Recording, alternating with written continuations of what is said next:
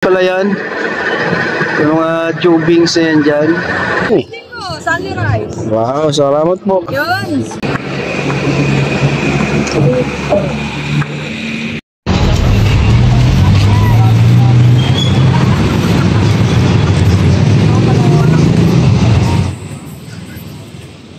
Akala niya hindi ka namin.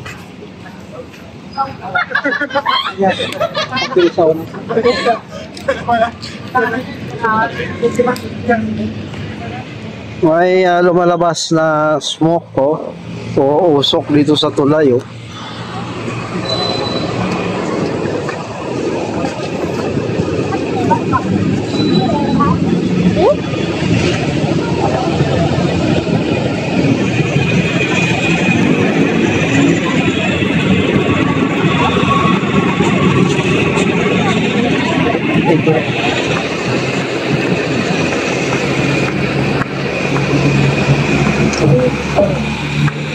So may lumalabas na usok dito sa Jones Bridge, no? Ito usok na yan, guys. Yun yung nagbibigay ng detalye, no, sa kanilang light display para maging colorful palalo, no, ang light display nila. Dito pala yan lumalabas oh. Yan. Yung may maliit siya na hose, tapos may mga outlet, no, maliit hanggang doon yun sa dulo, lakas oh. So yan yung pag nag light display sila, kung nakikita nyo, maganda yung projection ng ilaw. Saka ang lamig oh, lamig pala ng labas niya. Yan. So maganda ang projection ng kulay pag may usok, kisa sa yung walang usok na normal lang, so parang walang buhay eh. So ito mabuhay talaga yung kulay. Ang maganda dyan kung walang hangin sana, pero pag malakas yung hangin, siyempre matangayin siya agad eh. Lakas din oh, ramdam ko yung pressure niya oh. Maliit siya na stainless, no, na parang lang eh, alilit. Yan oh, focus natin. Ganyan lang siya. So makin mong pressure niya mano din yan eh, matibay din yung stainless na tubings, so tubings tawag dyan. Hanggang sa dulo yan, guys oh. Yan. Hanggang kabila, kabilaan pala yan oh. Tingnan nyo sa kabila oh, meron din oh. Kaso malakas yung hangin, kaya tinatangay lang siya. Pero kung walang hangin, mas ma-emphasize niya yung kulay. Oh.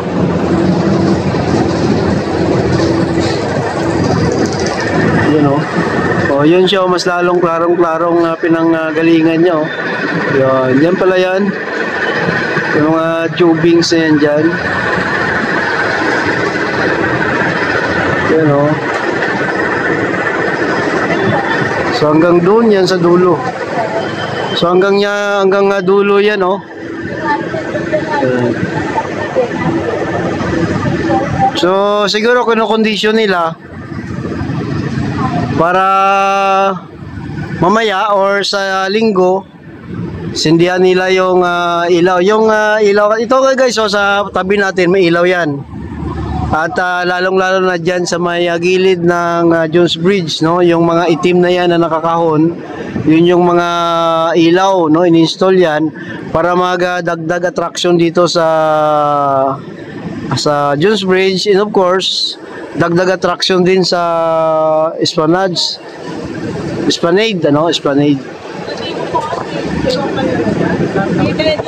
Kaso yun nga lang, pag malakas yung hangin, parang mabilis lang yung maganda yung walang hangin may hangin man pero hindi naman ganoon kalakas. Kasi pag malakas yung hangin, hindi siya yung tangay agad yung usok. Yun, namatay. no, pinatay na. So gumalaw naman itong ano. So tinitestingan nila, no. Tinitesting nila. Tututukan mo kasi kaya tinanggal nila. So yan ano, tinitesting pala yan guys para mamaya or sa sunod na araw or sa alam ko Sabado Linggo, no, sinisindihan nila yan ng light display dito. Yun yung ilaw yung malapit dito. Parehas lang yan sila, yung nasa gilid na yan, no, nakakahon. So malaking ano din yan, ano, malaking actually yan ay dinonate ano ng Filipino Chinese community dito sa Manila noong kapanahonan pa ng dating mayor, no. So maganda din naman, ano. So sana, no, tuloy-tuloy yan kasi dagdag attraction din yan, no, sa ating pasyalan, ano. So far ang Pasig River Esplanade, Pasig River, sorry nagkakamali-mali na ako. Ang Pasig River ganyan, no, ang medyo may malakas yung current ngayon at brown, so sigurado may ulan sa taas. And ngayon ay ang oras ay alas 3, no, ng hapon. So konti pa lang namamasyal ngayon dahil maaga pa. So dahil pinatayan tayo, tinitesting lang pala, no. So ang gawin natin, ikutin na lang natin to. Ayan. Kasi ang palagi, no, nag-update tayo dito. So yan ano, in-approach ako ng akala niya kasama niya. Akala niya dito ako sa lightings, ano. So ngayon ito yung update dito, no, araw kasi minsan pag pumunta tayo dito gabi. So hindi natin makita yung ibang detalye. Yan, may sounds po tayo. So dito ngayon makita natin dahil araw. So magandang pagkakataon to. Gala na lang natin ang ating camera dito. Pati tayo siyempre. Yan. So dito tayo dumaan sa ilalim. Ang palagi natin dinadaanan sa view deck sa taas sa second floor.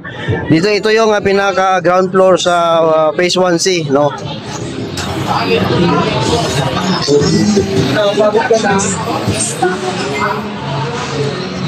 So marami ring kainan dito, no.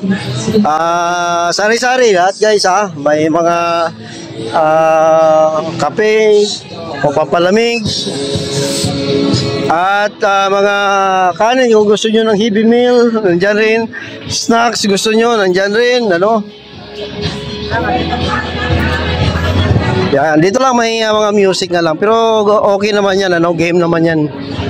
Yan. Ang ganda ng ambience ito, parang akala mo ay nasa ibang bansa ka, no, sa Italy or kaya nga, ano guys, inspired ito sa Esplanade, no? Esplanade, so means parang Spanish, no? Spanish ang pagkakagawa niya. Actually, parang sinauna, no, ang kanyang motif nito, no? Sinauna. Dahil nga sa mga lights niya na hindi naman moderno, moderno siya pero ang itsura niya parang makaluma, no? Parang ano nga, parang Spanish. Parang yung design nito. Kung nakapunta kayo sa Intramuros, ganito ang mga stone na mga wall niya. Ganyan na ganyan, no, ang itsura. Parang kapanahunan talaga ng mga Espanyol, no? Yan. Mamayang gabi, no, itong daanan na ito, halos hindi mo ano yan, punong-puno ng tao yan, ano, ang daanan na ito. So maganda ngayon makita natin, makumpara natin yung gabi at saka yung araw. Palagi ako nag-walk tour dito ay gabi, ngayon araw, kitang-kita talaga natin.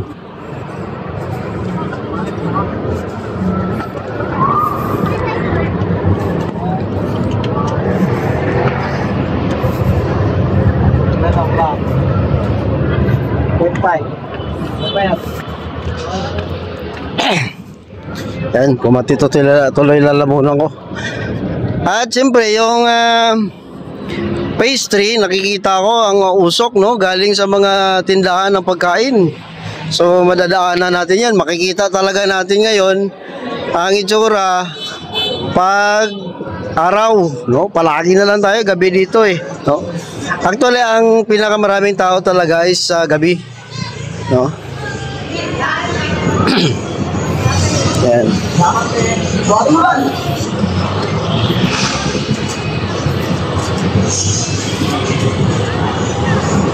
So papunta na tayo, approaching na tayo sa phase 3, no?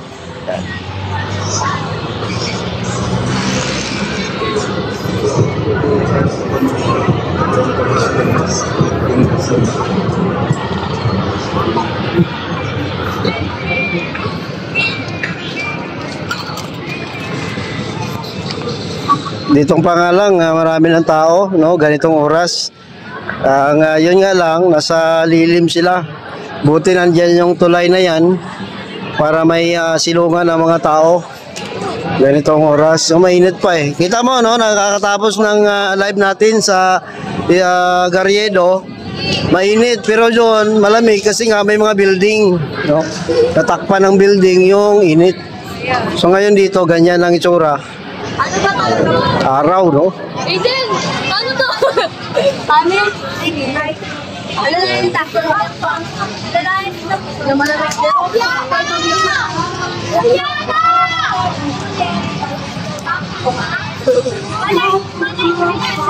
Diyan na rin yung ano pala, oh, yung performer.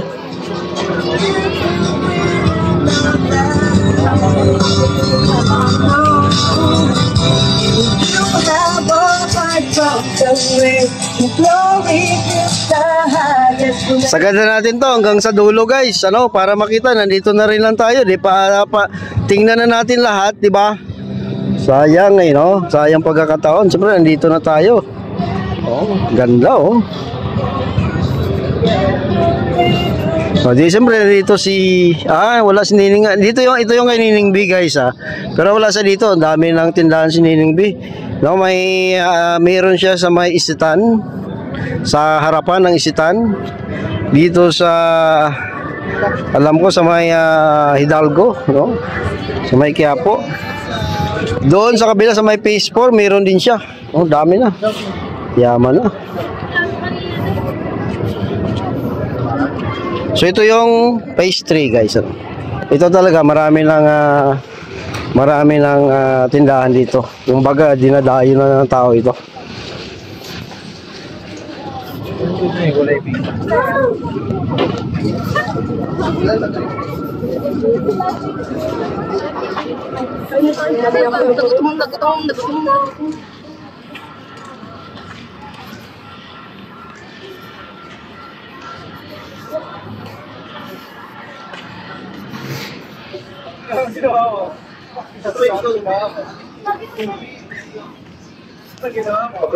So medyo may mga namamasyal na pakunti-kunti pa lang kasi alas 3 pa lang ngayon.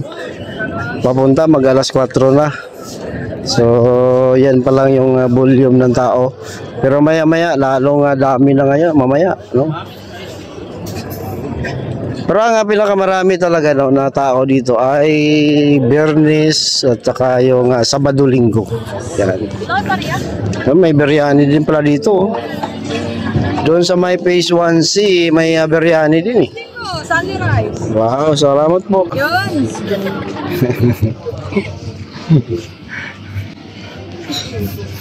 Yan, no. So dito pag kumain, guys, punta ka dito ka upo, no. Ito yung pinaka-upuan nila sa mga kumakain. Yan, di ba? So naliwalas, di ba? So meron din kainan doon sa dulo, you know. So design pa rin. Ang kaibahan lang, guys, ano, walk tour tayo sa araw. Yan. So mamaya dudumog ng tao dito. Ito yung advantage sa araw kasi makita natin lahat. Pati yung view ng Pasig River ay makikita natin. No, yan. So yan guys ang update ano. Yan ang Pasig River Esplanade.